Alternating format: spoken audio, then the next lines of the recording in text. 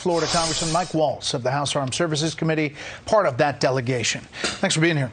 Yeah, thanks, Brett. What's your takeaway after your trip?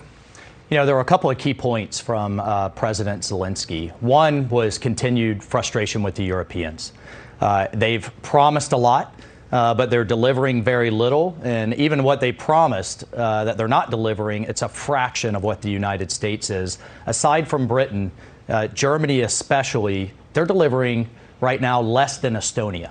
And Zelenskyy's fear is as we head into winter, as they become even more dependent on Russian oil and gas, that they're going to backslide even further. So that was one. Two, I'm very concerned for the taxpayer dollars and for oversight of these billions of dollars of equipment that we're sending. Where's it all going? How's it being used?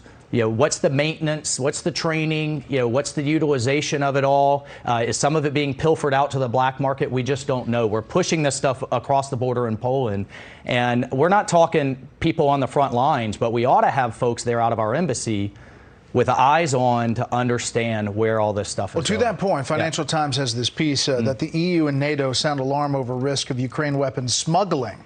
Since Russia launched its war against Ukraine, Western states have pledged more than $10 billion in military support. All these weapons land in southern Poland, get shipped to the border, and then are divvied up into vehicles to cross. Trucks, vans, sometimes private cars, said one Western official. And from that moment, we go blank on their location. We have no idea where they go, where they're used, or even if they stay in the country. Yeah, so if we're not blind, we're legally blind. It's pretty close, and I think the risk of pilferation of it going to the black market, is there, and we need to be aware of it. But I'm more concerned about how much of it's breaking, how's it being used tactically, and how we can help them. I think the biggest point, Brett, though, was Zelenskyy feels like he is losing slowly, that the Biden administration is basically helping him play for a tie. And if these lines settle as they are this winter, then essentially he's cut off from the ocean, minus one port. Putin will hit a pause button. It won't be the end of hostilities. He'll lick his wounds and come at it again. And why does that matter to the American people? If Putin continues to chew up Ukraine, he will not stop. He will go in Eastern Europe.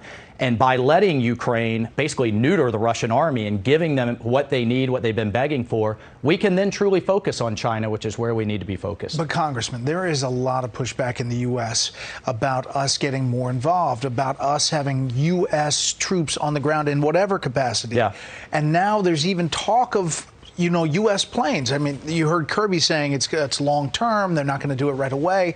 But it does seem a little bit like mission creep here from where we were at the beginning of this war. Look, I think it's irresponsible to push $40 billion worth of military equipment and have no idea how it's being used or where it's going. It almost reminds us of what we did with Afghanistan, where they've got $80 billion that now are in the hands of the enemy. So to get eyes on that, far away from the front lines, is what I think we need to be doing, what I think the taxpayer would expect of us. And it's actually what the Ukrainians need. The British are doing it, by the way. They're doing it successfully. We can't constantly have a strategy that is scared of Putin and scared of what he might do. Let's help him win and not play not to lose. You don't sense, well, let's say they do this counteroffensive. You don't sense that there is a moment here where they sit down at the table with the Russians anytime soon? Zelenskyy was clear that he cannot sit down with them where the lines are today, that he has to have access to the Black Sea for his economy to run. Essentially, he will be a neutered state, either dependent on humanitarian aid from Europe or eventually dependent on Russia. He's got to reestablish at least the 2014 lines before he can sit down and negotiate. He was crystal clear on that, and I think he's right. One more thing before you leave. You wrote this op-ed about the Biden administration vaccine mandates crippling the National Guard.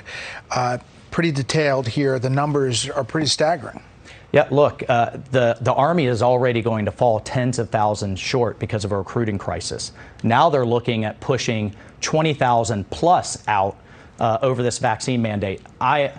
26 years in the military, I understand law and order, discipline. You tell the platoon to charge the machine gun, they got to do it. But also as leaders, we have to evaluate our orders and whether it's worth the risk. And in this case, you have a vaccine that has now been shown not to stop the spread, that it's a personal health decision on what kind of symptoms you want to endure versus guaranteed to lose tens of thousands of soldiers you can't replace.